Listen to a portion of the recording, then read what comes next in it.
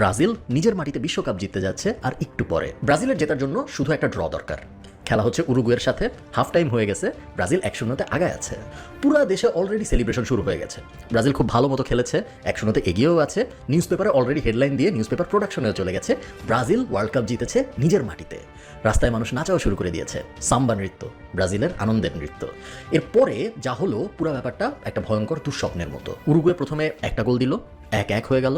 তার কিছুক্ষণ পরে উরুগুয়ে আরেকটা গোল দিল, 2-1 হয়ে গেল। ব্রাজিলের নিজের মাটিতে 2 লাখ মানুষের সামনে পৃথিবীর সবচেয়ে বড় ওয়ার্ল্ড ইভেন্টগুলোর একটায় ব্রাজিল হেরে গেল। মাঠের ভেতরেই 100-র বেশি মানুষ অজ্ঞান হয়ে যায় এবং প্রায় 4 জন মারা যায় হার্ট অ্যাটাকে। আরও অনেকের হার্ট অ্যাটাক হয়, বাট তারপরে মারা গিয়েছে নাকি বেঁচে গিয়েছে জানা যায় না। ব্রাজিলের গোলকিপার বারবোজা হয়ে যায় ন্যাশনাল শত্রু।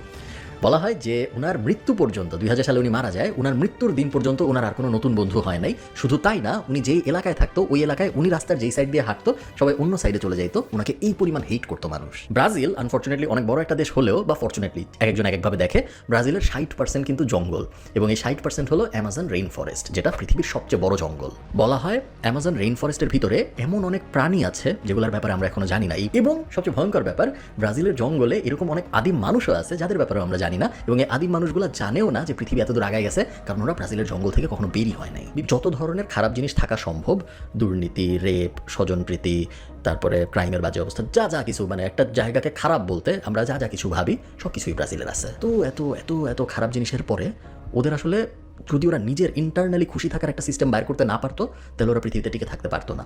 এবং ওই ডিফেন্স মেকানিজম হিসেবে প্রত্যেকটা ব্রাজিলিয়ানের ভিতরে ওই খুশি থাকা, সবচেয়ে বাজে সময়ও নিজেকে হ্যাপি রাখার একটা ইনবিল্ট অ্যাবিলিটি চলে আসছে। আপনারা অনেকেই সাম্বা নাচের কথা জানেন, ব্রাজিলিয়ান জনপ্রিয় নাচ।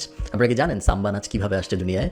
সাম্বা নাচ মেইনলি ব্রাজিলিয়ানদের যখন দাস হিসেবে নিয়ে যাওয়া হতো, তখন দাস হিসেবে ওদেরকে একটা কম্পাউন্ডের ভিতরে আটকায় রাখতো বিক্রি করার আগে। তো ওরা কিছু দাস ভাবতো যে আমরা যদি সেলফ ডিফেন্স শিখতে পারি তাইলে আমরা মনে হয় কোনো না কোনোভাবে বাঁচতে পারবো। তো সেলফ ডিফেন্স প্র্যাকটিস করতে গেলে তো আবার গার্ডরা দেখে ফেলবে যে ওরা কি মারামারি প্র্যাকটিস করতেছে, তখন ওদেরকে আবার মারবে।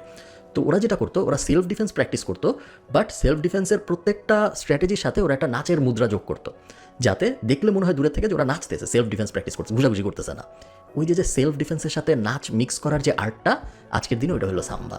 সাউদাদ বলে একটা শব্দ আছে পর্তুগিজ ভাষায়, যেটার কোনো ট্রান্সলেশন হয় না, শুধু পর্তুগিজ ভাষাই আছে এই শব্দটা। এই শব্দর মানে যদি আমি আপনাদের বোঝাইতে চাই, এটার মানে হলো আপনি অনেক কষ্টে আছেন, but at the same time আপনি অনেক সুখেও আছেন। আপনি একটা মিক্সড ফিলিংয়ের মধ্যে আছেন, যে মিক্সড ফিলিং আপনি কখনো কাউকে বোঝাইতে পারবেন না, কারণ আপনি নিজেও অনেক সময় বোঝেন না যে এই মিক্সড ফিলিংটা কী। এই ফিলিংটা মেইনলি ব্রাজিলের মানুষজন বুঝে, এবং ব্রাজিলকে যারা সাপোর্ট করে তারা বুঝে। আপনি যদি একজন ব্রাজিলের সাপোর্টার হন, তাহলে চান্স আছে এই ফিলিংটা আপনি নিজেও বুঝেন। আপনি যদি একজন ব্রাজিলের সাপোর্টার হন, তাহলে চান্স আছে আপনি নিজেও আপনার জীবনে অনেক কষ্টের মধ্যে দিয়ে গিয়েছেন, এবং আপনার 2-2 4 মিলাইতে হবে না। ব্রাজিলের ওই মানুষ এসে কখনো আপনাকে তার দাস প্রথার কষ্টের কথা বলবে না, আপনিও কখনো ব্রাজিলের একজনকে যাই কাহিনীগুলো বলবেন না। কিন্তু আপনি যখন খেলা দেখতে বসবেন, আপনি কেন জানি ওদের সাথে রিলেট করতে পারবেন, এবং কেন রিলেট করতে পারতেছেন এটা আপনি নিজেও কখনো বুঝবেন না। কেন বুঝবেন না কেউ জানে না। বাট নেক্সট টাইম আপনি যখন খেলা দেখবেন ব্রাজিলের, তখন মাথায় রাখেন যে আপনি জাস্ট খেলা দেখতেছেন না, আপনি 500 বছরের পুরানো একটা ইতিহাস আপনার চোখের সামনে দেখতেছেন, যে ইতিহাসের নাম ফুটবল।